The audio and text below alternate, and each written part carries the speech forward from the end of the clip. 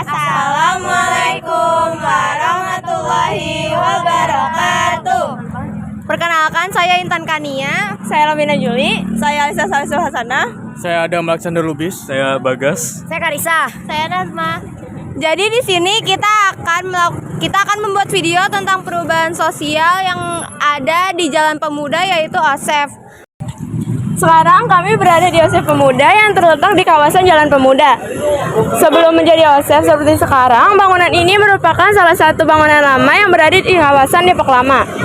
Jalan Pemuda sendiri dulunya dikenal sebagai jalan gereja atau Kerukut pada masa kolonial Belanda dan menjadi pusat perkembangan kota Depok. Hingga saat ini, kawasan ini masih mempertahankan banyak bangunan bergaya kolonial yang memiliki nilai sejarah.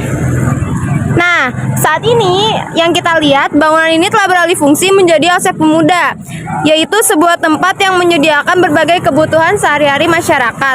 Kehadiran OSEF membuat bangunan lama ini tetap dimanfaatkan dengan baik tanpa menghilangkan nilai sejarah kawasan Jalan Pemuda. Selain menjadi tempat berbelanja, OSEF juga menjadi salah satu tujuan warga sekitar karena lokasinya yang strategis dan mudah dijangkau.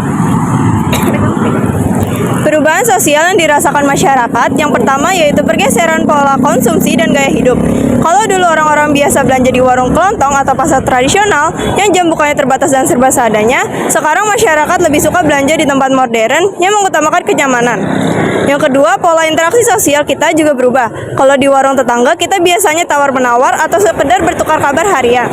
Di minimarket modern, interaksinya cenderung impersonal alias serba cepat dan fokus ke transaksi saja. Dan yang ketiga, mobilitas lingkungan jadi makin meningkat. Area yang tadinya sepi atau bahkan mati bisa mendadak berubah jadi ramai. Keramaian ini jelas mengubah ritme harian warga sekitar, terutama pas jam-jam sibuk atau saat malam hari.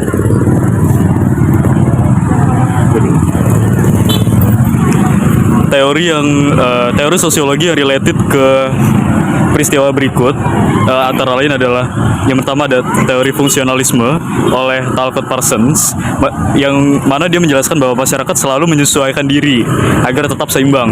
Nah, dalam konteks ini munculnya minimarket merupakan bentuk penyesuaian terhadap perubahan gaya hidup dan kebutuhan konsumen. Yang kedua tuh ada teori konflik, yaitu menurut Karl Marx, perubahan dipengaruhi oleh kepentingan ekonomi dan persaingan. Kehadiran minimarket dapat mengubah struktur ekonomi setempat dan memunculkan persaingan dengan toko tradisional. Contohnya itu seperti minimarket yang di sini nih berkembang karena memiliki modal yang lebih besar sehingga sebagian pelanggan beralih dari warung kecil. Tentunya dari perubahan ini pasti ada dampak positifnya. Yang pertama itu adanya kepraktisan dan aksesibilitas bagi masyarakat. Otomatis kebutuhan harian masyarakat jadi lebih mudah diakses tanpa perlu berpergi jauh bagi warga sekitar. Serta adanya peluang ekonomi lokal yang mana itu membuat jadinya adanya lapangan pekerja baru, contohnya kasir, pramuniaga, dan juru parkir lokal bagi warga sekitar. Di sini juga ada dampak negatifnya. Yang pertama itu ancaman bagi warung.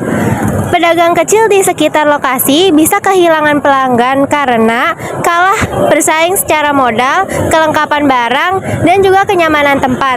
Yang kedua, masalah lalu lintas dan parkir. Meningkatnya volume kendaraan pengunjung seringkali memicu kemacetan lokal atau parkir liar di bahu jalan ruko.